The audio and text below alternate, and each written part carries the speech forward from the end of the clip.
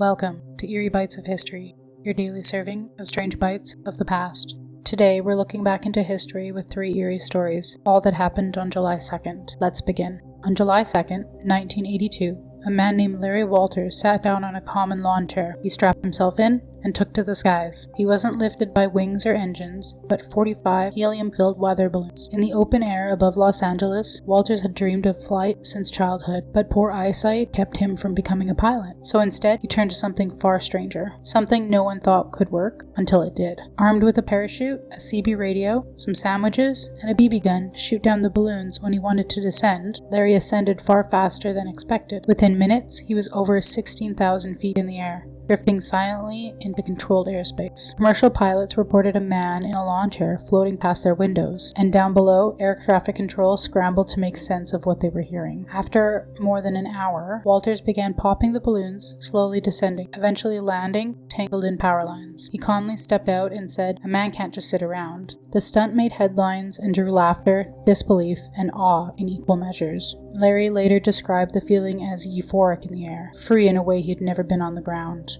His flight remains a symbol of human absurdity and impossible dreams, perhaps one of man's search for silence in a noisy world. On July 2nd, 1900, a strange shape rose into the skies over Lake Constance in Germany. It was the LZ-1, Count Ferdinand von Zeppelin's ambitious experiment in flight, and the very first rigid airship of its kind. Nearly 420 feet long, it groaned and creaked as it took to the air, suspended on a frame of aluminum, wrapped in plastic and filled with hydrogen. To the villagers below, it didn't look like a machine, it looked like something alive, a metal whale drifting silently through the misty sky.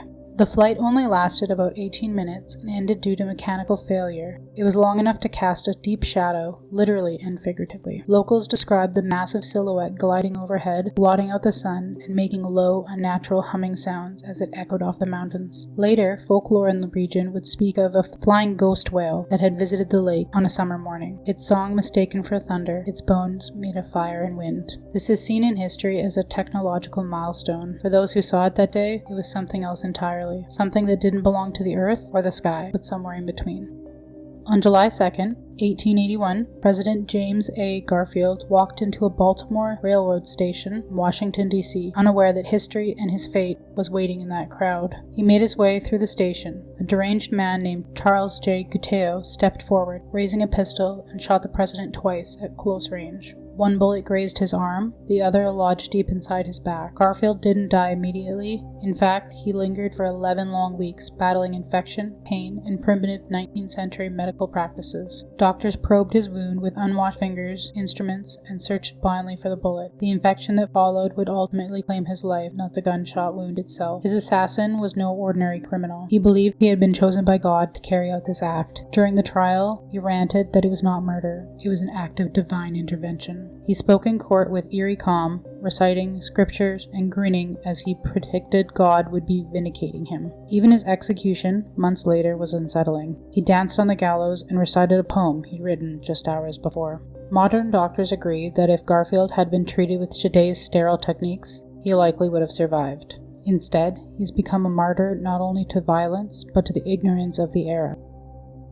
Like your history snack sized? Drop a comment with your favorite bite and subscribe.